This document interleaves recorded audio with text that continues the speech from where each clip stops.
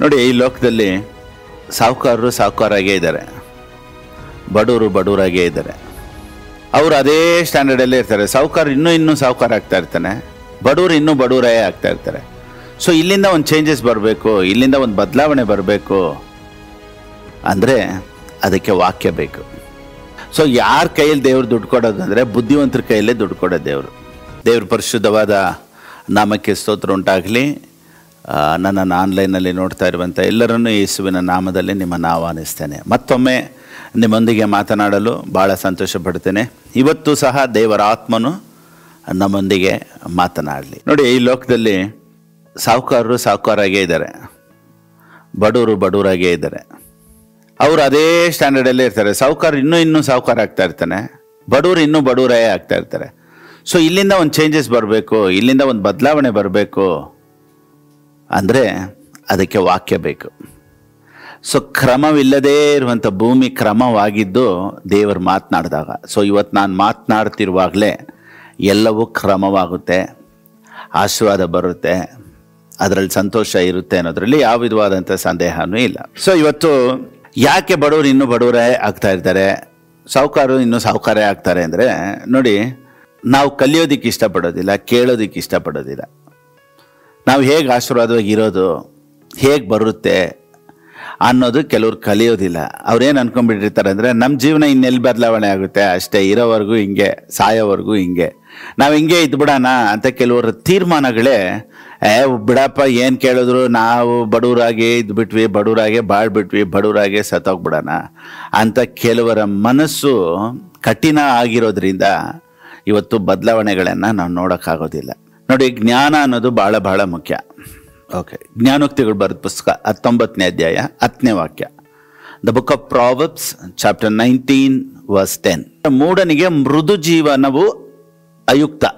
ಕರೆಕ್ಟಾಗಿ ಇಂಗ್ಲೀಷಲ್ಲಿ ಹೇಳುತ್ತೆ, luxury is not fitting for a fool. ಮೂಢನು ಆಶೀರ್ವಾದ ಇರೋದಕ್ಕೆ ಸಾಧ್ಯ ಇಲ್ವಂತೆ. ಸೊ ಒಬ್ಬ ದರಿದ್ರದಲ್ಲಿದ್ದಾನೆ ಅಂದರೆ ಅವನಿಗೆ ಜ್ಞಾನ ಕಡಿಮೆ ಅಂತಲೇ ಹೇಳ್ಬೇಕೆ ಹೊರತು ಸಮಸ್ಯೆಗಳ ಪ್ರಾಬ್ಲಮ್ ಅಂತ ಹೇಳ್ಬಾರ್ದು. ಪಾಸ್ಟರ್, ನಮ್ಮ ಪರಿಸ್ಥಿತಿ ಹಂಗೆ, ಏನೇ ಪರಿಸ್ಥಿತಿ ಆದರೂ ನಮ್ಮ ಪರಿಸ್ಥಿತಿಗಳನ್ನು ನಾವು ಬದಲಾವಣೆ ಮಾಡ್ಕೊಳ್ಳೋಣ, ವಾಕ್ಯ ಕೇಳೋಣ, ನಾವು ಚೆನ್ನಾಗಿರೋಣ ಅಂತ ತೀರ್ಮಾನ ಮಾಡಿದ್ರೆ ಎಂಥ ಪರಿಸ್ಥಿತಿಗಳು ಚೇಂಜ್ ಆಗೇ ಆಗುತ್ತೆ. ಸೊ ಇವತ್ತು ಒಬ್ಬ ಬಡವನಾಗಿದ್ದಾನೆಂದರೆ ಅದು ಅವನ ಪರಿಸ್ಥಿತಿ ಅಲ್ಲ, ಅವನಿಗೆ ಬುದ್ಧಿಹೀನತೆ, ಅವನ ಬುದ್ಧಿಹೀನತೆ ಅಂತ ಹೇಳ್ಬೋದು. ಫೂಲ್ಸ್ ಅಂತ ಸತ್ಯವೇದ ಹೇಳುತ್ತೆ. ಸೊ ಲಕ್ಸುರಿನೂ ಫೂಲ್ಗೂ ಸಂಬಂಧ ಇಲ್ಲ. ಆಶೀರ್ವಾದವಾಗಿದ್ದರೆ ಅವನಿಗೆ ಬುದ್ಧಿ ಐತೆ ಅಂತ. ನೋಡಿ, ಇವತ್ತೆಲ್ಲ ದರಿದ್ರಕ್ಕೂ ಕಾರಣ ಬುದ್ಧಿ ಇಲ್ಲದೆ ಇರೋದೆ. ಸೊ ಇವತ್ತು ಅನೇಕರಿಗೆ ಜ್ಞಾನ ಇಲ್ಲದೆ ಇರೋದ್ರಿಂದನೇ ಆಶೀರ್ವಾದವಾಗಿಲ್ಲ ಅಂತ ಹೇಳ್ಬೋದು. ಸೊ ಜ್ಞಾನ ಎಲ್ಲಿಂದ ಬರುತ್ತೆ? ಯೆಹೋವನಿಗೆ ಭಯಪಡುವುದೇ ಜ್ಞಾನದ ಆರಂಭ. ಸೊ ದೇವರಿಗೆ ಭಯಪಡೋದೇ ಜ್ಞಾನದ ಆರಂಭ ಅಂತ ಹೇಳುತ್ತೆ. ಸೊ ಇವಾಗ ಜ್ಞಾನ ನಮಗೆ ಬೇಕು ಅಂದರೆ, ಸೊ ಇವಾಗ ನಾನು ಮತ್ತೆ ಏನು ಪಾಸ್ಟರ್ ಕಾಲೇಜ್ಗೆ ಹೋಗ್ಬೇಕಾ, ಡಿಗ್ರಿ ಓದಬೇಕಾ, ಅದರಲ್ಲಿ ಬರೋಲ್ಲ ಜ್ಞಾನ. ಯೆಹೋವನಿಗೆ ಭಯಪಡುವುದೇ ಜ್ಞಾನಕ್ಕೆ ಆರಂಭ ಅಂತ ಸತ್ಯವೇದ ಹೇಳುತ್ತೆ. ಸೊ ಯೆಹೋವನಿಗೆ ಭಯಪಡೋದಂದ ತಕ್ಷಣ ನಾವು ಏನು ಅಯ್ಯೋ ದೇವ್ರು ಹೊಡಿತಾರೆ ಬಡಿತಾರೆ ಅಂತ ಆ ಥರವಲ್ಲ. ದೇವ್ರಿಗೆ ರೆಸ್ಪೆಕ್ಟ್ ಕೊಡೋದು, ವಾಕ್ಯನ ಕೇಳೋದು, ವಾಕ್ಯ ಏನು ಹೇಳುತ್ತೆ ಅನ್ನೋದು, ಅದ್ರ ಬಗ್ಗೆ ಎಲ್ಲ ನಾವು ಯಾವಾಗ ಕಲಿಯೋದಕ್ಕೆ ಇಷ್ಟಪಡ್ತೀವೋ ಆಗಲೇ ಬೆಳೆಯೋದು. ಸೊ ಯಾರು ಬೆಳೆಯೋದಂದೇ ಕಲಿಯೋರು. ನೋಡಿ, ವಾಕ್ಯದ ಮೂಲಕ ನಮಗೆ ಆಶೀರ್ವಾದ ಇದೆ, ವಾಕ್ಯದ ಮೂಲಕ ನಮಗೆ ಜ್ಞಾನ ಇದೆ.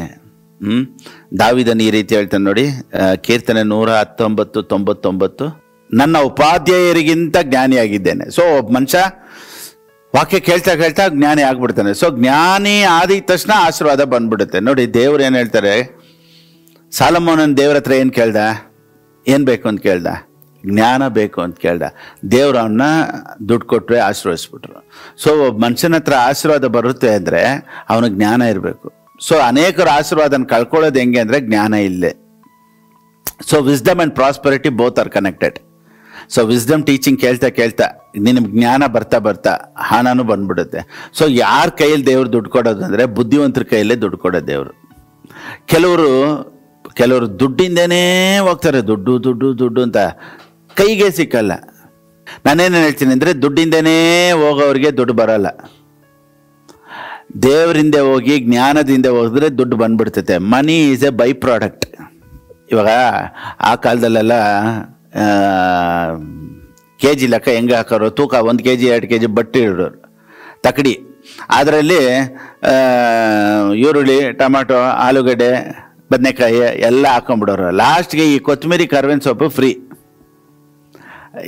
ಎಲ್ಲ ತೊಗೊಂಡಿದ್ಮೇಲೆ ಏನು ಹೇಳೋರು ಗೊತ್ತಾ, ಸ್ವಲ್ಪ ಕೊತ್ತಂಬರಿ ಕರಿಬೇವಿನ ಸೊಪ್ಪು ಹಾಕಪ್ಪ ಅಂದರೆ ಎಲ್ಲ ತೊಗೊಂಡಿದ್ಕೆ ಅವ್ನು ಏನು ಮಾಡ್ತಾನೆ, ಫ್ರೀಯಾಗಿ ಸ್ವಲ್ಪ ಕೊತ್ತಂಬರಿ ಕರಿಬೇವಿನ ಸೊಪ್ಪು ಹಾಕ್ತಾರೆ. ಆ ರೀತಿಯೇ ದೇವ್ರ ಹಿಂದೆ ಹೋಗೋರಿಗೆ ಕೊತ್ತಂಬರಿ ಕರಿಬೇವಿನ ಸೊಪ್ಪು ಇದ್ದಂಗೆ ಪ್ರಾಸ್ಪರಿಟಿ.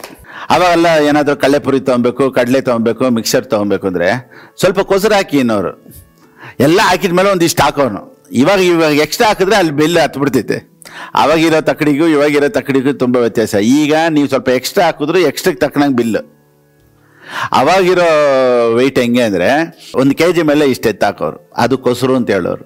ದೇವ್ರನ್ನ ಹುಡ್ಕಿದ್ರೆ ಆಶೀರ್ವಾದ ಕೊಸರು ಇದ್ದಂಗೆ. ಇವಾಗ ಇವನೇನು ಹೇಳ್ತಾನೆ ಅಂದರೆ, ನನ್ನ ಉಪಾಧ್ಯಾಯರಿಗಿಂತ ನಾನು ಹೆಂಗಿದ್ದೀನಿ, ಜ್ಞಾನಿ ಆಗಿದ್ದೀನಿ. ಸೊ ಮನುಷ್ಯನಿಗೆ ವಾಕ್ಯ ಇದ್ದುಬಿಟ್ರೆ ಅವನು ಚಿಕ್ಕ ವಯಸ್ಸಲ್ಲೇ ಜ್ಞಾನಿ ಆಗ್ಬೋದು. ಕೆಲವ್ರು ಹೇಳ್ತಾರೆ ವಯಸ್ಸಾಗ್ತಾ ಆಗ್ತಾ ಬುದ್ಧಿ ಬರ್ತೈತೆ. ನಾನೇನು ಹೇಳ್ತೀನಿ ಅಂದರೆ, ವಯಸ್ಸಾಗ್ತಾ ಆಗ್ತಾ ಕೆಲವ್ರಿಗೆ ಬುದ್ಧಿ ನಾಯಿ ಬುದ್ಧಿ ಆಗ್ಬಿಡ್ತೈತೆ ಅಂತ ಹೇಳ್ತಾರೆ. ನಾನು ಹೇಳ್ತಾ ಇಲ್ಲ, ಲೋಕ ಕೆಲವು ಈ ಲೋಕ ಏನು ಹೇಳುತ್ತೆ ಗೊತ್ತಾ, 40 ಆದ್ರೆ ನಾಯಿ ಬುದ್ಧಿ ಅಂತೆ, 40 ಮೇಲೆ ನಾಯಿ ಬುದ್ಧಿ ಅಂತ ಹೇಳ್ತಾರೆ.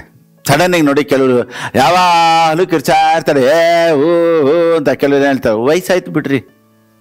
ಏನು ಹೇಳ್ತಾರೆ, ಆ ಅಮ್ಮ ಯಾಕೋ ಕಿರ್ಚಾಡ್ತೈತೆ ಪಾಪ, ಅಪ್ಪ ಯಾಕೆ ಕಿರ್ಚಾಡ್ತಾ ಇದ್ದಾನಂದ್ರೆ ಏನು ಹೇಳ್ತಾರೆ ಎಲ್ಲರೂ, ಹಂಗಂದ್ರೆ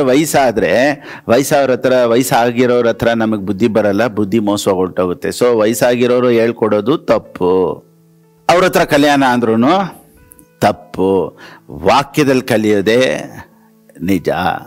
ವರ್ಸ್ 100 ನಿನ್ನ ನೇಮಗಳನ್ನು ಕೈಕೊಂಡು ಇರುವುದರಿಂದ ಹಿರಿಯರಿಗಿಂತ ವಿವೇಕಿಯಾಗಿದ್ದೇನೆ. ಸೊ ಹಿರಿಯರ ಹತ್ರ ಕಲಿಬೇಕಾದಂಥ ಅವಶ್ಯಕತೆ ಇಲ್ಲ. ನಾನು ಇವ್ರ ಹತ್ರ ಅಜ್ಜಿ ತಾತ ಹತ್ರನೇ ಕಲಿಬೇಕು ಅನ್ನೋ ಅವಶ್ಯಕತೆ ಇಲ್ಲ. ವಾಕ್ಯ ಇದ್ದರೆ ನಮಗೆ ಬುದ್ಧಿ ಬಂದ್ಬಿಡ್ತೈತೆ. ಸೊ ಈ ವಾಕ್ಯ ನಿನ್ನೊಳಗಡೆ ಜ್ಞಾನ ಬುದ್ಧಿನ ತಗೊಂಡ್ಬರುತ್ತೆ. ಈ ಜ್ಞಾನ ಬುದ್ಧಿ ಬಂದ್ಬಿಟ್ರೆ ಆಶೀರ್ವಾದನೂ ಅದರಿಂದನೇ ಬರುತ್ತೆ ಅನ್ನೋದ್ರಲ್ಲಿ ಯಾವ ವಿಧವಾದಂಥ ಸಂದೇಹನೂ ಇಲ್ಲ. I have greater wisdom than those who are old. ಕೆಲವ್ರು ಹೇಳ್ತಾರೆ ದೊಡ್ಡವ್ರ ಹತ್ರ ಕೇಳಮ್ಮ, ದೊಡ್ಡವ್ರ ಮಾತಿಗೆ ನೋಡಿ. ನಾನು ದೊಡ್ಡವ್ರನ್ನ ತಪ್ಪಾಗಿ ಹೇಳ್ತಾ ಇಲ್ಲ. ಕೆಲವೊಂದು ಸತಿ ದೊಡ್ಡವ್ರಿಗಿಂತ ವಾಕ್ಯನ ಓದೋರು, ವಾಕ್ಯನ ಧ್ಯಾನಿಸೋರು, ವಾಕ್ಯನ ಕೇಳೋರು ದೊಡ್ಡವ್ರಿಗಿಂತ ತೀರ್ಮಾನಗಳು ಚೆನ್ನಾಗಿ ಎತ್ಬಿಡ್ತಾರೆ. ಸೊ ಓಲ್ಡ್ ಏಜ್ ಆಗಿರೋರ ಹತ್ರ ಏನಾದರೂ ಕಲಿಯೋಕ್ಕಿರುತ್ತಾ? ಖಂಡಿತವಾಗ್ಲೂ ಇರಲ್ಲ. ಇರ್ಬೋದು ಅವರು ವಾಕ್ಯ ಓದೋರಾಗಿದ್ದರೆ. ಪ್ರಸಂಗನೇ ಕೇಳಿದವರು, ವಾಕ್ಯನೇ ಕೇಳಿದವರು 100 ವಯಸ್ಸಾದ್ರೂ ನಮ್ಗೆ ಅವ್ರ ಹತ್ರ ಯಾವುದೂ ಸಿಗೋದಿಲ್ಲ. ಚೆನ್ನಾಗಿ ವಾಕ್ಯ ಓದೋರು, ವಾಕ್ಯನ ಮಾತಾಡೋರ ಹತ್ರ ಅವ್ನು ಚಿಕ್ಕ ಹುಡುಗ ಆಗಿದ್ರು ಕೇಳ್ಕೊಬೋದು. ಸೊ ವಯಸ್ಸಾದರೆ ಬುದ್ಧಿ ಅಲ್ಲ, ವಾಕ್ಯ ಬಂದರೆ ಬುದ್ಧಿ. ನೋಡಿ, ನಾವು ಆಶೀರ್ವಾದ ಅಂದಿದ ತಕ್ಷಣ, ಐಶ್ವರ್ಯ ಅಂದಿದ ತಕ್ಷಣ ಪಾಸ್ಟರ್ ಯಾವಾಗಲೂ ದುಡ್ಡು ಬಗ್ಗೆ ಮಾತಾಡ್ತಾರೆ. ಇವರು ಐಶ್ವರ್ಯ ಪ್ರಾಸ್ಪರಿಟಿ ಪ್ರೀಚರ್ ಅಂತ ಕೆಲವರು ಹೇಳ್ತಾರೆ. ನಾನೇನು ಹೇಳ್ತಿದ್ದೆ, ಪ್ರಾಸ್ಪರಿಟಿ ಪ್ರೀಚರ್ ಅಂತ ಹೇಳ್ಕೊಳ್ಳೋದ್ರಲ್ಲಿ ತಪ್ಪಿಲ್ಲ, ದರಿದ್ರ ಪ್ರೀಚರ್ ಅನ್ನೋದಕ್ಕಿಂತ. ದರಿದ್ರನ್ ಮಾತಾಡಿಬಿಟ್ಟು ಇವ್ರು ಯಾವಾಗಲೂ ದರಿದ್ರನೇ ಮಾತಾಡ್ತಾರೆ ಅನ್ನೋದಕ್ಕಿಂತ ನಾನು ಆಶೀರ್ವಾದದ ಬಗ್ಗೆ ಮಾತಾಡೋದ್ರಲ್ಲಿ ಯಾವ ವಿಧವಾದಂಥ ತಪ್ಪು ಇಲ್ಲ. ಆಮೇಲೆ ನೋಡಿ, ಗುಡ್ ನ್ಯೂಸ್ ಅಂತ ಇದೆ, ಬ್ಯಾಡ್ ನ್ಯೂಸ್ ಅಂತಿದೆ. ಈಗ ಲೋಕ ಹೇಳೋದಲ್ಲ ಬ್ಯಾಡ್ ನ್ಯೂಸ್. ಇವಾಗ ನೋಡಿ, ಒಂದು ವಿಮಾನ ಬೆಂಗಳೂರಿಂದ ಫಾರಿನ್ಗೆ ಹೋಗುತ್ತೆ, ಫಾರಿನ್ನಿಂದ ತಿರ್ಗಾ ಇಂಡಿಯಾಗೆ ಬರುತ್ತೆ.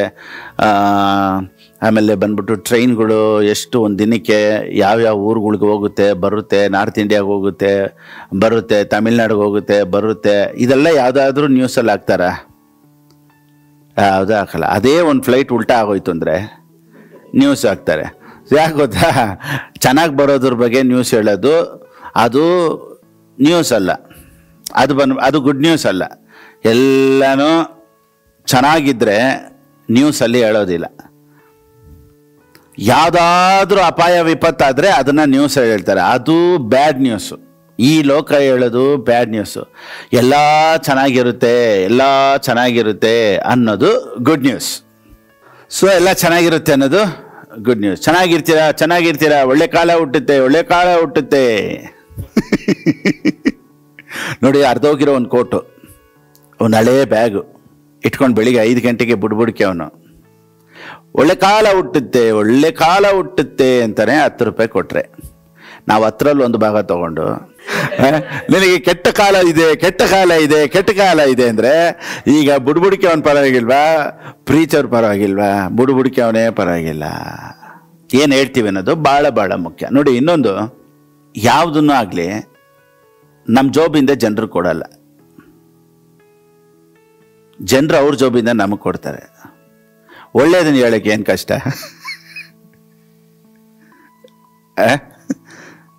ನಾನೇ ನನ್ನ ಜೋಬಿಂದ ಕೊಡ್ತೀನ ಅಥವಾ ನಮ್ಮ ಅಪ್ಪನ ಜೋಬಿಂದ ಕೊಡ್ತೀನ? ಆದರೆ ನಿಜ, ನಮ್ಮ ಅಪ್ಪನ ಜೋಬಿಂದ ಕೊಡ್ತೀನಿ.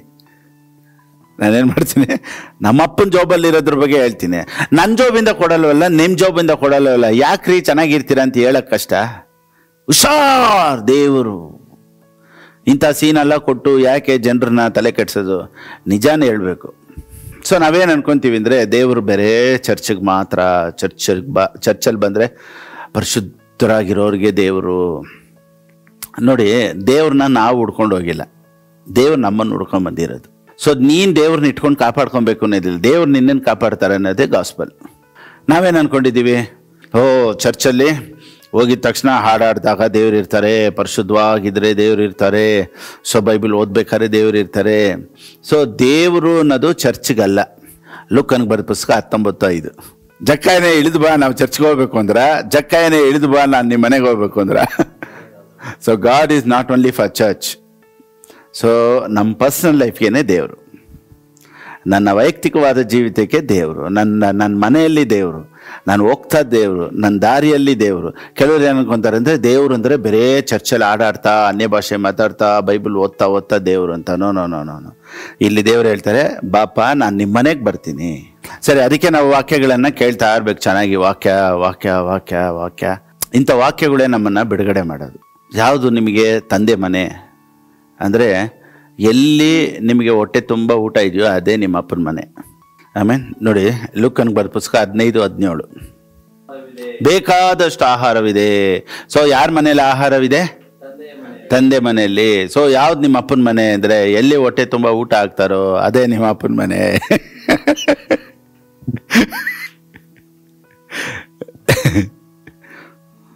ಸೊ ಇವಾಗ ನೀವು ಆನ್ಲೈನಲ್ಲಿ ನೋಡ್ತೀರಾ, ಯೂಟ್ಯೂಬ್ಗೆ ಹೋಗ್ತೀರಾ, ಫೇಸ್ಬುಕ್ ಹೋಗ್ತೀರಾ, ನಿಮಗೆ ಎಲ್ಲಿ ಹೊಟ್ಟೆ ತುಂಬ ಊಟ ಆಗ್ತಾರೋ ಆ ಚಾನೆಲೇ ನಿಮಗೆ ಅಪ್ಪನ ಮನೆ. ಒಂದು ವೇಳೆ ಪಾಸ್ಟರ್ ಫಿಲಿಪ್ ಬಾಬು ಚಾನೆಲಲ್ಲಿ ನಿಮಗೆ ಹೊಟ್ಟೆ ತುಂಬ ಊಟ ಇದ್ದರೆ ನಿಮ್ಮ ಅಪ್ಪನ ಮನೆ ಫಿಲಿಪ್ ಪಾಸ್ಟ್ರೇ.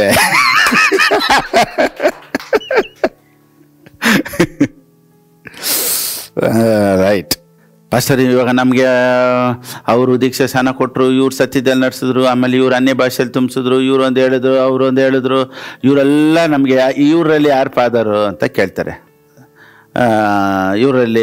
ಇವರೇ ತಾನು ನಮ್ಮ ಸ್ಪಿರಿಚುವಲ್ ಫಾದರ್. ನಾನೇನು ಹೇಳ್ತೀನಿ, ಮನೆ ಕಟ್ಟಬೇಕಾದ್ರೆ ಮೇಷನ್ ಕೆಲಸ ಮಾಡಿದ್ದಾರೆ, ಜಲ್ಲಿ ಅವ್ರು ಕೆಲಸ ಮಾಡಿದ್ದಾರೆ, ನೀರು ಟ್ಯಾಂಕ್ ಅವರು ನೀರು ಹಾಕಿರ್ತಾರೆ, ಎಲೆಕ್ಟ್ರಿಷಿಯನ್ ಕೆಲಸ ಮಾಡಿರ್ತಾರೆ, ಪ್ಲಂಬರ್ ಕೆಲಸ ಮಾಡಿರ್ತಾರೆ. ಎಲ್ಲರೂ ನಾವು ಗ್ಯಾಪ್ನ ಇಟ್ಕೊಂಡು ಇವರೆಲ್ಲ ನಮ್ಮ ಮನೆ ಕಟ್ಟಿದವ್ರು ಅಂತ ಫೋಟೋ ಇಡೋಕ್ಕಾಗುತ್ತಾ? ಅವರೆಲ್ಲ ಸಹಾಯ ಮಾಡಿದ್ರು. ಈ ಥರ ನಿಮ್ಮ ಲೈಫಲ್ಲಿ ಅನೇಕರು ನಿಮಗೆ ಸಹಾಯ ಮಾಡಿರ್ತಾರೆ. ಆದರೆ ಈಗ ಊಟ ಎಲ್ಲಿ ಸಿಗ್ತಾಯಿತ್ತೋ ಅದೇ ನಿಮಗೆ ಸ್ಪಿರಿಚುವಲ್ ಫಾದರ್, ಅದೇ ಆಧ್ಯಾತ್ಮಿಕ ಜೀವಿತದಲ್ಲಿ ನಿಮಗೆ ತಂದೆ ಮನೆ. ಈಗ ನೋಡಿ, ಬರೇ ದುಡ್ಡು ಬಗ್ಗೆ ನಾನು ಮಾತಾಡಲ್ಲ, ದುಡ್ಡಿನ ಹಿಂದೆ ಉದ್ದೇಶನೂ ಮಾತಾಡ್ತೀನಿ. ಬರೇ ಪ್ರಾಸ್ಪರಿಟಿ ಅಲ್ಲ, ಪ್ರಾಸ್ಪರಿಟಿಯ ಹಿಂದೆ ದೇವ್ರ ರಾಜ್ಯ ಇದೆ ಅನ್ನೋದು. ನೋಡಿ, ದೇವ್ರ ರಾಜ್ಯಕ್ಕೆ ಪ್ರಾಸ್ಪರಿಟಿ ಬೇಕು ಅನ್ನೋದಕ್ಕಾಗಿ ನಾನು ಮಾತಾಡ್ತಾನೆ ಇದ್ದೀನಿ. To build the kingdom of God we need money. ನಾನು ದುಡ್ಡಾಸೆ ಬರ್ಸೋದಕ್ಕಾಗಿ ಪ್ರಾಸ್ಪರಿಟಿ ಮಾತಾಡ್ತಾ ಇಲ್ಲ. ನೋಡಿ, ನಾನು ಪ್ರಾಸ್ಪರಿಟಿ ಮಾತಾಡ್ತಾ ಇದ್ದೀನಿ ಅಂದರೆ ನಿನ್ನೊಳಗಡೆ ದುಡ್ಡಾಸೆ ಬರಬೇಕು ಅಂತಲ್ಲ. ನಾನು ಯಾಕೆ ಪ್ರಾಸ್ಪರಿಟಿ ಮಾತಾಡ್ತಾ ಇದ್ದೀನಿ ಅಂದರೆ, ನಿನ್ನೊಳಗಡೆ ಇರುವಂಥ ದುಡ್ಡಾಸೆ ಹೋಗಬೇಕು ಅಂತ. ಪ್ರಾಸ್ಪರಿಟಿ ಹಿಂದೆ ಒಂದು ಉದ್ದೇಶ ಇದೆ ಅನ್ನೋದನ್ನು ನಾವು ಮರಿಬಾರ್ದು. ಬರೀ ದುಡ್ಡು ಬಗ್ಗೆ ಮಾತಾಡಿ, ದುಡ್ಡು ನಾವು ಇಟ್ಕೊಬೇಕು, ಇದು ನಮಗೆ, ನಮ್ಮ ಕುಟುಂಬಕ್ಕೆ, ನಮ್ಮ ಫ್ಯಾಮ್ಲಿಗೆ, ನಮ್ಮ ಮಕ್ಕಳಿಗೆ, ನಮ್ಮ ಮನೆಗೆ ಅಂತ ಹೇಳೋರಿಗೆ ಬೈಬಲ್ ಏನು ಹೇಳುತ್ತೆ ಗೊತ್ತಾ? ಬನ್ನಿ ಓದೋಣ. ಲೂಕನಿಗೆ ಬರೆದ ಪುಸ್ತಕ 12ನೇ ಅಧ್ಯಾಯ 16ರಿಂದ ಓದೋಣ. The book of Luke chapter 12 from verse 16 to 21. ಇಲ್ಲಿ ಒಂದು ತುಂಬ ಇಂಪಾರ್ಟೆಂಟ್ ಆದ ಒಂದು ರೆವಲ್ಯೂಷನ್ ಹೇಳ್ತೀನಿ. ಬೈಬಲಲ್ಲಿ ಫಸ್ಟು ದೇವರು ಒಬ್ಬನಿಗೆ ಬುದ್ಧಿನನು ನೀನು ಅಂತ ಹೇಳಿದ್ದ ಒಂದು ವಾಕ್ಯ ಇದು. 20ನೇ ವಾಕ್ಯ. God said to him fool. ದೇವ್ರು ಏನು ಹೇಳಿದ್ರಂತೆ? ಬುದ್ಧಿಹೀನನು ನೀನು ಅಂದ್ರಂತೆ. ಯಾರಿಗೆ ಬುದ್ಧಿಹೀನನು ನೀನು ಅಂದ್ರು ಗೊತ್ತಾ? ಇನ್ನೂ ನಾನು ಸೇರಿಸಿಟ್ಕೊಂಡು ನಾಳೆ ಇನ್ನೂ 100 ವರ್ಷಕ್ಕೆ ಬೇಕಾಗುತ್ತೆ, ನಮ್ಮ ಮಕ್ಳಿಗೆ ಬೇಕಾಗುತ್ತೆ, ನಾಳೆ ನಮ್ಮ ಮೊಮ್ಮಕ್ಳಿಗೆ ಬೇಕಾಗುತ್ತೆ ಅಂತ ಯಾರು ಸೇರಿಸಿಟ್ರೋ ಅವನ್ನ ನೋಡಿ ದೇವ್ರು ಹೇಳ್ತಾರೆ ಬುದ್ಧಿಹೀನ ನೀನು. ಸೊ ಯಾರು ಅವ್ರ ಬಗ್ಗೆ, ಅವ್ರ ಕುಟುಂಬದ ಬಗ್ಗೆ ಯೋಚನೆ ಮಾಡ್ತಾರೋ they are fools. When people think about the kingdom of God they are wise. ಯಾರು ಅವ್ರಿಗಾಗಿ, ಅವ್ರ ಕುಟುಂಬಕ್ಕಾಗಿ ಯೋಚನೆ ಮಾಡ್ತಾರೋ ಅವರೆಲ್ಲ ಬುದ್ಧಿಹೀನರು. ಯಾರು ದೇವರ ರಾಜ್ಯಕ್ಕಾಗಿ ಯೋಚನೆ ಮಾಡ್ತಾರೋ ಅವರೆಲ್ಲ ಜ್ಞಾನರಂತೆ. ಅದೇ ಸತ್ಯವೇದ ಹೇಳೋದು. ಇವಾಗ ಹೇಳಿ, ಪ್ರಾಸ್ಪರಿಟಿ ಮಾತಾಡ್ತಾ ಇದ್ರೆ ಬೇರೆ ದುಡ್ಡನ್ನು ಮಾತಾಡೋನು ಬುದ್ಧಿ ಇಲ್ಲದೆ ಇರೋನು. ನಾನು ರಾಜ್ಯನ ಮಾತಾಡ್ತಾ ಇದ್ದೀನಿ, ದುಡ್ಡು ಬೇಕೇ ಮಾತಾಡ್ತಾ ಇಲ್ಲ. ಯಾಕಂದ್ರೆ ರಾಜ್ಯನ ಕಟ್ಟೋದಕ್ಕೆ ದುಡ್ಡು ಬೇಕು. ಇನ್ನೂ 100 ವರ್ಷ ಬದುಕೋದಕ್ಕೆ ಇನ್ನೂ ಎಲ್ಲ ಸೇರಿ ನೋಡಿ. ಇದರಲ್ಲಿ ಇನ್ನೂ ಸ್ವಲ್ಪ ಇವನು ದುಡ್ಡನ್ನ ಏನು ಇಟ್ಕೊಳ್ತಾನೆ ಅಂದರೆ ಸ್ವಲ್ಪ ಮೇಲೆ ನೋಡಿ. ಒಂದು ಕೆಲಸ ಮಾಡುತ್ತೇನೆ, ನನ್ನ ಕಣಜಗಳನ್ನು ಕೀಳಿಸಿ ಅವುಗಳಿಗಿಂತ ದೊಡ್ಡ ಕಣಜಗಳನ್ನು ಕಟ್ಟಿಸುವೆನು. ಅಲ್ಲಿ ನನ್ನ ಎಲ್ಲ ದವಸ ಧಾನ್ಯಗಳನ್ನು ಸರಕುಗಳನ್ನು ತುಂಬಿಟ್ಟು ಬ್ಯಾಂಕ್ ಬ್ಯಾಲೆನ್ಸ್ನೆಲ್ಲ ಹಾಕಿ ಡಿಪಾಸಿಟ್ ಮಾಡಿಕೊಂಡು ನನ್ನ ಜೀವಾತ್ಮಕ್ಕೆ ಜೀವವೇ, ಅನೇಕ ವರ್ಷಗಳಿಗೆ ಬೇಕಾದಷ್ಟು ಸರಕು ನಿನಗೆ ಬಿದ್ದಿದೆ, ಅನೇಕ ವರ್ಷಗಳಿಗೆ ಬೇಕಾದಷ್ಟು ದುಡ್ಡಿದ್ರೆ ಅವನು ಬುದ್ಧಿಹೀನನು ಅಂತ ಐತೆ ಬೈಬಲಲ್ಲಿ. ಸೊ ಇವತ್ತು ಎಷ್ಟು ದುಡ್ಡು ಮಾಡಬೇಕು ಅನ್ನೋದಕ್ಕಿಂತ ನಾನು ದೇವ್ರಿಗಾಗಿ ಏನು ಮಾಡಬೇಕು ಅನ್ನೋದು ಇವತ್ತು ಈ ಪ್ರಸಂಗ ನಿನ್ನೊಳಗಡೆ ಯೋಚನೆನೇ ತೊಗೊಂಬರುತ್ತೆ ಅನ್ನೋದ್ರಲ್ಲಿ ಯಾವ ಸಂದೇಹನೂ ಇಲ್ಲ. ನೋಡಿ, ಇದಕ್ಕೆ ಹೇಳೋದು ಪ್ರಾಸ್ಪರಿಟಿ ನನಗೆ ದುಡ್ಡಾಸೆ ತೊಗೊಂಬರಲ್ಲ. ನಾನು ಮಾತಾಡೋ ಪ್ರಾಸ್ಪರಿಟಿ ನಿನಗೆ ದುಡ್ಡಾಸೆ ಹೊಲ್ಟೋಗಿ ದೇವ್ರ ಆಸೆನ ತೊಗೊಂಬರುತ್ತೆ. ಇವತ್ತು ಇನ್ನೂ ಕೆಲವರು ಹಿಂಗೆ ಕೇಳ್ತಾರೆ, ಫಸ್ಟ್ ನೀವು ಪ್ರಾಸ್ಪರಿಟಿ ಮಾತಾಡ್ತೀರಲ್ಲ, ಯೇಸು ಸ್ವಾಮಿ ಎಲ್ಲಾದರೂ ಪ್ರಾಸ್ಪರಿಟಿ ಮಾತಾಡಿದಾರಾ? ಪೌಲನ್ ಮಾತಾಡಿದ್ದಾರೆ, ಓಕೆ. ಯೇಸು ಸ್ವಾಮಿ ಎಲ್ಲಿ ಪ್ರಾಸ್ಪರಿಟಿ ಮಾತಾಡಿದ್ರು? ಮತ್ತಾಯನ ಬರೆದ ಪುಸ್ತಕದಲ್ಲಿ 6ನೇ ಅಧ್ಯಾಯದಲ್ಲಿ ದೇವ್ರ ವಾಕ್ಯ ಹೇಳುತ್ತೆ, ನಾಳೆ ಏನು ಓದ್ಕೊಬೇಕು, ನಾಳೆ ಏನು ಊಟ ಮಾಡಬೇಕು, ನಾಳೆ ಏನು ಕುಡಿಬೇಕು ನೀವು ಯೋಚನೆ ಮಾಡಬೇಡಿ. ಆಕಾಶದಲ್ಲಿ ಹಾರಾಡುವ ಹಕ್ಕಿಗಳನ್ನು ನೋಡ್ರಿ, ಕಾಡಿನಲ್ಲಿ ಬೆಳೆಯುವಂಥ ಹೂವುಗಳನ್ನ ನೋಡ್ರಿ. ಇದೆಲ್ಲ ಯಾವುದು? ಇವುಗಳನ್ನೆಲ್ಲ ದೇವರು ಪೋಷಿಸ್ತಾರೆ ಅಂದರೆ ನಿನ್ನನ್ನು ಇದು ಪ್ರಾಸ್ಪರಿಟಿನ ಇಲ್ವಾ? ಕೆಲವರು ಹೇಳ್ತಾರೆ ಜೀಸಸ್ ಪ್ರಾಸ್ಪರಿಟಿ ಮಾತಾಡ್ತಾರ ಅಂತ. ಸರ್ಮನ್ ಆನ್ ದ ಮೌಂಟ್, ದೇವರು ಗುಡ್ಡದ ಮೇಲೆ, ಬೆಟ್ಟದ ಮೇಲೆ ಮಾತನಾಡಿದಂಥ ಎಲ್ಲ ಅಧ್ಯಾಯ, 5ನೇ ಅಧ್ಯಾಯ, 6ನೇ ಅಧ್ಯಾಯ, 7ನೇ ಅಧ್ಯಾಯ, ಇದೆಲ್ಲ ಪ್ರಾಸ್ಪರಿಟಿನೇ. ಮೊದಲು ದೇವರ ರಾಜ್ಯಕ್ಕಾಗಿ ನೀತಿಗಾಗಿ ತವಕ ಪಡ್ರಿ, ಆಗ ನಿಮಗೆ ಇವುಗಳೆಲ್ಲವೂ ಕೊಡಲ್ಪಡುವುದು. ಎಲ್ಲರೂ ಹೇಳಿ. ಸೊ ದೇವ್ರು ಕೊಡ್ತಾರೆ ಅನ್ನೋ ಪ್ರಾಸ್ಪರಿಟಿನ ಇಲ್ವಾ? ಮತ್ತು ಯೇಸು ಸ್ವಾಮಿ ಕುಂತ್ಕೊಂಡು ಇದನ್ನೇ ಮಾತಾಡಿದ್ದು. ಇವಾಗ ನಾನು ಪ್ರಾಸ್ಪರಿಟಿ ಮಾತಾಡ್ತಾ ಇದ್ದೀನಿ, ದೇವ್ರು ನನ್ನ ಆಶ್ವಸಿದ್ದಾರೆ ಅಂದರೆ ನೀವು ನನ್ನ ಮೆಸೇಜ್ ಕೇಳ್ತಾನೇ, ನನ್ನನ್ನು ನೋಡ್ತಾನೇ ಇದ್ದರೆ ನನ್ನ ಮೇಲಿರುವಂಥ ಅಭಿಷೇಕ ನಿಮ್ಮ ಒಳಗಡೆ ಟ್ರಾನ್ಸ್ಫರ್ ಆಗುತ್ತೆ. ನೋಡಿ, ರೋಮನ್ಸ್ 1:11, ರೋಮಪುರದವ್ರ ಬರೆದ ಪುಸ್ತಕ 1:11, ನನ್ನ ಮುಖಾಂತರವಾಗಿ ನಿಮಗೆ ಪರಮಾರ್ಥಿಕ ವರವೇನಾದರೂ ದೊರಕಿ. ಸೊ ವರ ಕೊಡೋ ದೇವರ ಪೂಜಾರಿನ? ಲೋಕದವ್ರು ಏನು ಹೇಳ್ತಾರೆ ಅಂದರೆ ದೇವ್ರು ವರ ಕೊಟ್ಟರು ಪೂಜಾರಿ ವರ ಕೊಡಲ್ಲ ಅಂತಾರೆ ಅಲ್ವಾ? ಇಲ್ಲಿ ಸತ್ಯವೇದ ಏನು ಹೇಳ್ತಾ ಗೊತ್ತಾ? ಇಲ್ಲಿ ಹೋಲಿ ಸ್ಪಿರಿಟ್ ವರ ಕೊಡ್ತೀನಿ ಅಂತ ಹೇಳ್ತಾ ಇಲ್ಲ. ಪೌಲನ್ ಹೇಳ್ತಾನೆ, ನನ್ನ ಮೂಲಕ ನಿಮಗೆ ವರ ದೊರಕುವುದಾದರೆ, ವರಗಳನ್ನು ಪರಮಾರ್ಥಿಕ ವರವೇನಾದರೂ ದೊರಕಿ ನೀವು ದೃಢವಾಗೋದಕ್ಕೋಸ್ಕರ, ಅಂದರೆ ನಾನು ನಿಮ್ಮ ನಂಬಿಕೆಯಿಂದ, ನೀವು ನನ್ನ ನಂಬಿಕೆಯಿಂದ ಸಹಾಯ ಹೊಂದಿ ಈ ಪ್ರಕಾರ ನಿಮ್ಮೊಂದಿಗೆ ನಾನು ಧೈರ್ಯಗೊಳ್ಳುವುದಕ್ಕೋಸ್ಕರ ನಿಮ್ಮನ್ನು ನೋಡಬೇಕೆಂದು ಅಪೇಕ್ಷೆ, ನಿಮ್ಮನ್ನು ನೋಡಬೇಕು ಅಂತ ಕಾಯ್ತೇನೆ. ಯಾಕೆ ಗೊತ್ತಾ? ಪರಮಾರ್ಥಿಕ ವರನ ನಾನು ನಿಮ್ಗೆ ಕೊಡಬೇಕು ಅಂತ ಹುಡುಕ್ತಾ ಇದ್ದೀನಿ ಅಂತಾರೆ. ಸೊ ಇವನ ಮೇಲಿರೋ ವರನ, ಅನಾಯಿಂಟಿಂಗ್ನ, ಆ ಅಭಿಷೇಕನ ನಾನು ನಿಮ್ಗೆ ಕೊಡಬೇಕು ಅಂತ ನಾನು ಅಪೇಕ್ಷಿಸ್ತಾ ಇದ್ದೀನಿ. ಬನ್ರಿ, ಕೊಡ್ತೀನಿ. ಸೊ ವರ ಕೊಡೋದು ಪವಿತ್ರಾತ್ಮನಲ್ಲ, ಕೆಲವೊಂದು ಸೇವಕರ ಮುಖಾಂತರ ದೇವ್ರು ಕೊಡ್ತಾರೆ. ನೋಡಿ, 2 ವಿಧದಲ್ಲಿ ಟ್ರಾನ್ಸ್ಫರ್ ಆಗುತ್ತೆ. ಇನ್ನೊಂದರಲ್ಲೂ ಇದೆ ನೋಡಿ, 2 ತಿಮೋಥಿ 1:6, 2 ತಿಮೋಥಿಯನಿಗೆ ಬರೆದ ಪುಸ್ತಕ 1:6. ಸ್ವಲ್ಪ ಆಳಕ್ಕೆ ಕರ್ಕೊಂಡು ಹೋಗ್ತೀನಿ ನಿಮ್ಮನ್ನು ಇವಾಗ. ಓಕೆ. ಆದ ಕಾರಣ ನಾನು ನಿನ್ನ ತಲೆಯ ಮೇಲೆ ಹಸ್ತವನ್ನಿಟ್ಟಿದ್ದರ ಮೂಲಕ ನಿನಗೆ ದೊರಕಿದ ದೇವರ ಕೃಪಾವರವು. ತಲೆ ಮೇಲೆ ಕೈ ಇಟ್ಟರೆ ಏನು ಬರುತ್ತಂತೆ? ಕೃಪಾವರವು. ದರಿದ್ರ ಇರೋರ ಹತ್ರ ಕೈ ಇಟ್ಸ್ಕೊಂಡ್ರೆ ಟ್ರಾನ್ಸ್ಫರ್ ಆಗಿಬಿಡುತ್ತೆ, ಹುಷಾರು. ಎಲ್ಲಾರ ಹತ್ರ ಪಾಸ್ಟರ್ ನನ್ನ ತಲೆ ಮೇಲೆ ಕೈ ಇಕ್ಕಿ, ನನ್ನ ತಲೆ ಮೇಲೆ ಕೈ ಇಕ್ಕಿ ಅಂತ ಹೋಗ್ಬಿಡ್ಬೇಡಿ. ನಾವು ಹೆಂಗೆ ಗೊತ್ತಾ, ಕೆಲವೊಂದು ಸತಿ ರೆಡ್ ಬುಲ್ ಥರ ಎಲ್ಲಿ ಹೋದ್ರು ಹಿಂಗೆ, ಪಾಸ್ಟರ್ ನನ್ನ ಮೇಲೆ ಕೈ ಇಡಿ, ಪಾಸ್ಟರ್ ನನ್ನ ಮೇಲೆ ಕೈ ಇಡಿ, ಪಾಸ್ಟರ್ ನನ್ನ ಮೇಲೆ, ಯಾರು ನೋಡಿದ್ರೆ ಕೈ ಇಡಬೇಕು. ಸೊ ಬೈಬಲ್ ಏನು ಹೇಳುತ್ತೆ? ಕೃಪಾವರವು ಟ್ರಾನ್ಸ್ಫರ್ ಆಗೋದಕ್ಕಾಗಿ ಹಸ್ತವನ್ನಿಟ್ಟು. ಸೊ ಟ್ರಾನ್ಸ್ಫರ್ ಆಗೋದು 2 ವಿಧದಲ್ಲಿದೆ. ಒಂದು ಹಸ್ತವನ್ನಿಟ್ಟಾಗ, ಎರಡನೇದು ನಾವು ಯಾವುದ್ರ ಮೆಸೇಜನ್ನು ಕೇಳ್ತಾ ಇರ್ತೀವಿ, ಯಾರು ನೋಡ್ತಾ ಇರ್ತೀವೋ ಅದು ನಮ್ಗೆ ಟ್ರಾನ್ಸ್ಫರ್ ಆಗುತ್ತೆ. So there are 2 ways. ನಾವು ಅನೇಕ ಸೇವಕರ ಹತ್ರದಿಂದ ವಾಕ್ಯಗಳನ್ನು ನಾವು ಅವ್ರನ್ನ ನೋಡಿರಲ್ಲ, ನಾವು ಇದ್ರಿಗೂ ಅವ್ರನ್ನ ನೋಡಿರಲ್ಲ, ಆದರೆ ಅವ್ರನ್ನ ನೋಡ್ತಾ ನೋಡ್ತಾ ಅನಾಯಿಂಟಿಂಗ್ ಹಂಗೆ ನಮಗೆ ಟ್ರಾನ್ಸ್ಫರ್ ಆಗುತ್ತೆ.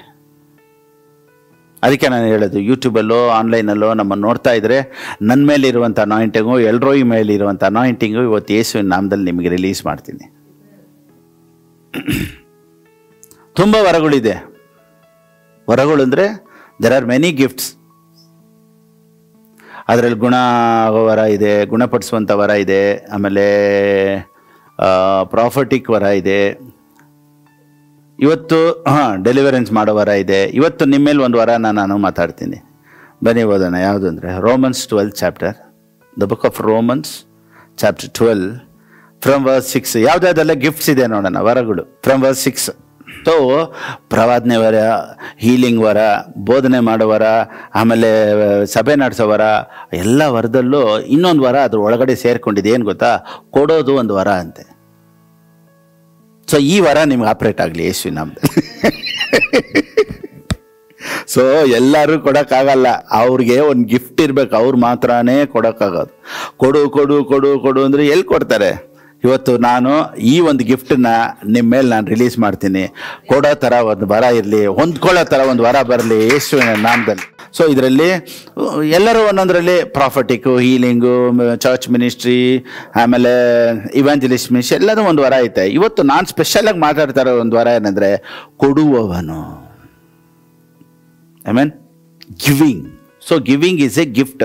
ನೋಡಿ, ವರಗಳಲ್ಲಿ ಸೇರ್ಕೊಂಡಿದೆ giving.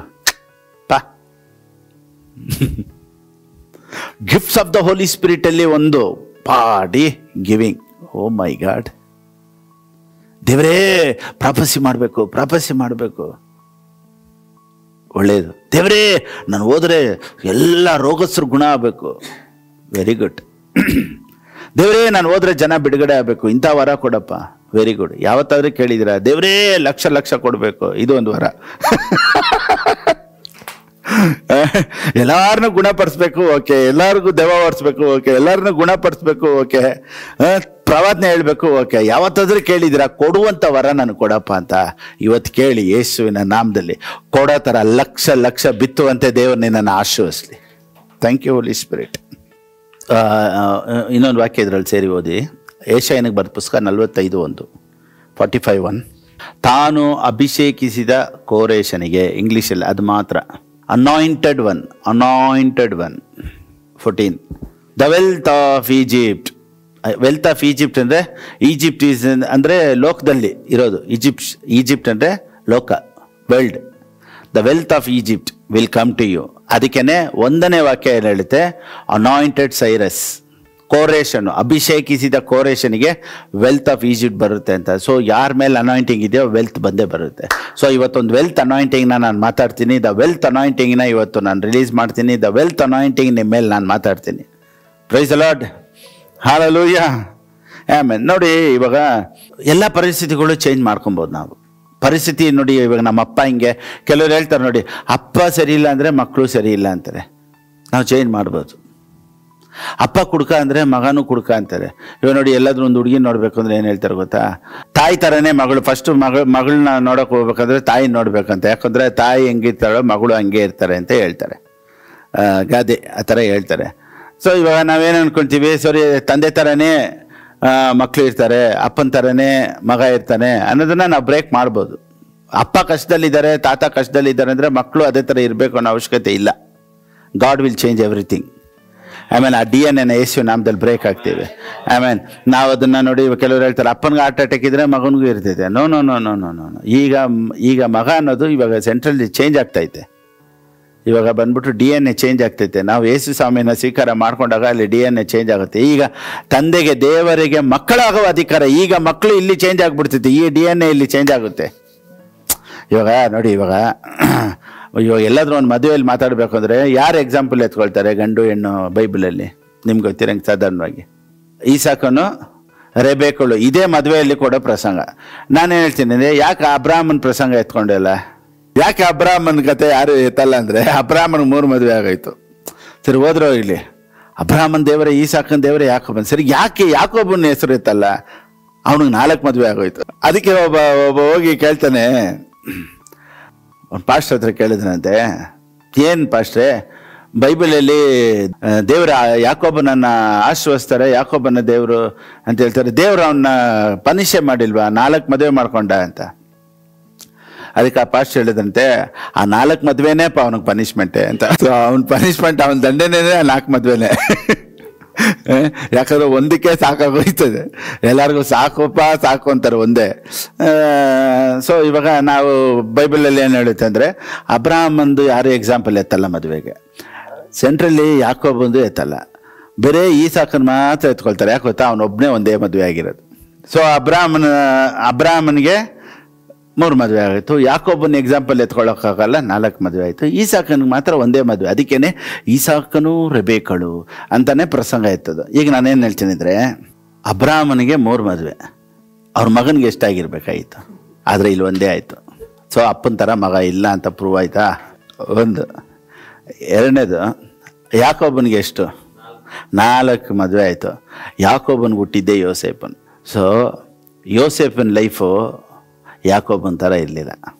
So you was so blessed, you was blessed to the nation. So ಅಪ್ಪನ ಥರನೇ ಮಕ್ಕಳಿರ್ಬೇಕು ಅನ್ನೋ ಅವಶ್ಯಕತೆ ಇಲ್ಲ. ಅಪ್ಪ ಇವತ್ತು ಆಶೀರ್ವಾದವಾಗಿಲ್ಲ ಅಂದರು, ನೀನು ಆಶೀರ್ವಾದವಾಗಿ ಇರ್ತೀಯ.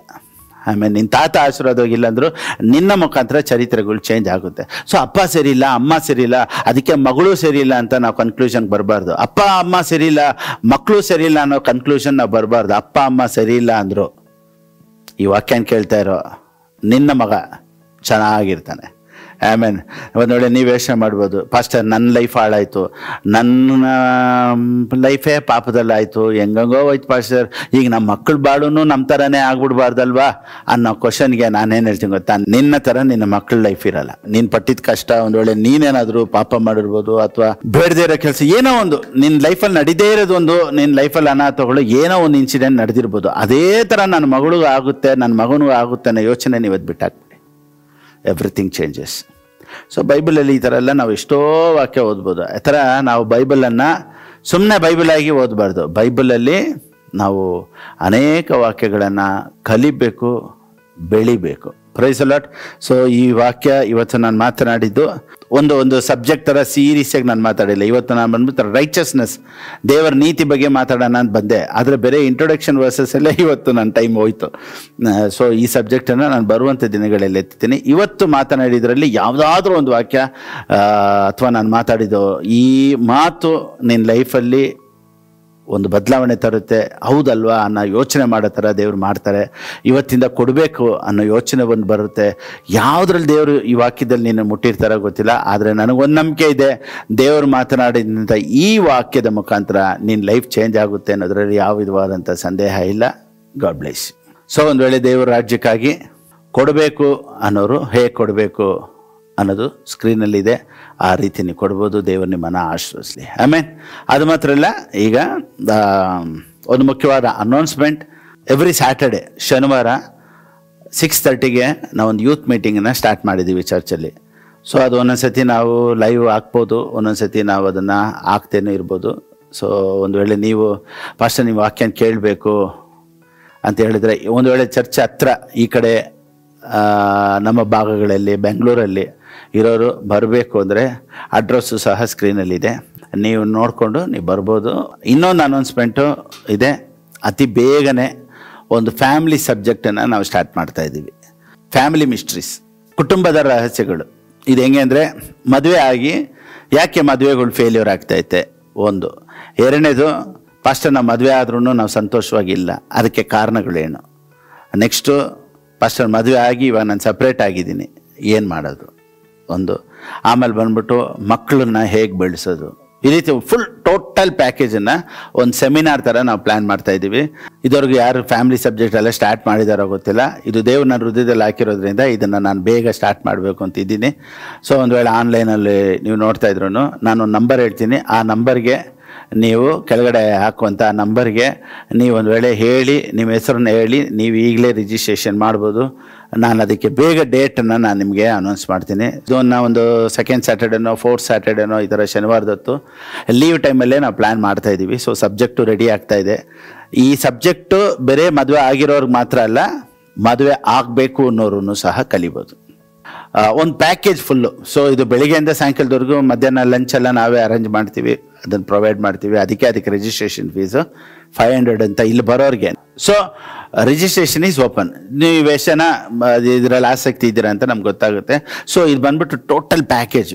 ಮದುವೆ ಮಾಡ್ಕೊಂಡಿರೋರು, ಮದುವೆ ಮಾಡ್ಕೊಬೇಕು ಅಂತ ಇರೋರು, ಸೊ ಆಗಿರೋರು ಹೆಂಗೆ ಮಕ್ಕಳನ್ನ ಬೆಳೆಸ್ಬೇಕು, ಮಕ್ಕಳು ಏನಕ್ಕಾಗಿ, ಸೊ ಎಲ್ಲ ಟೋಟಲ್ ಪ್ಯಾಕೇಜ್ ಒಂದಿನ ಆ ಥರ ಮಾತಾಡಬೇಕು ಅಂತ. ಸೊ ಎದುರುಗಡೆ ಲೈವ್ ಆಗಿ ನೀವು ಬರಬೇಕು ಅಂದರೆ ನಾವು ಅಡ್ರೆಸ್ ಕಳಿಸ್ತೀವಿ. ಅದಕ್ಕೆ ಫಸ್ಟ್ ನನಗೆ ಇಂಟ್ರೆಸ್ಟ್ ಇದೆ ಇದ್ರ ಬಗ್ಗೆ ಎಲ್ಲ ಟೋಟಲ್ ಪ್ಯಾಕೇಜು. ನಾವು ಒಂದು ದಿವಸ ಮಾತಾಡೋಕ್ಕೆ ಫುಲ್ ಟೈಮ್ ಸಿಗಲ್ಲ, ಆದ್ರೂ ನಾವು ಫುಲ್ ಒಂದು ಬೆಳಿಗ್ಗೆಯಿಂದ ಒಂದು ಈವ್ನಿಂಗ್ವರೆಗೂ ಸೆಷನ್ ಮಾಡೋಣ ಅಂತ ನಾನು ಪ್ಲ್ಯಾನ್ ಮಾಡಿದ್ದೀನಿ. ಸೊ ಅದರಲ್ಲಿ ಲಂಚು ಪ್ಲಸ್ ಅದರಲ್ಲಿ ಸ್ನ್ಯಾಕ್ಸು ಅದೆಲ್ಲ ಅರೇಂಜ್ ಮಾಡಿದ್ದೀವಿ.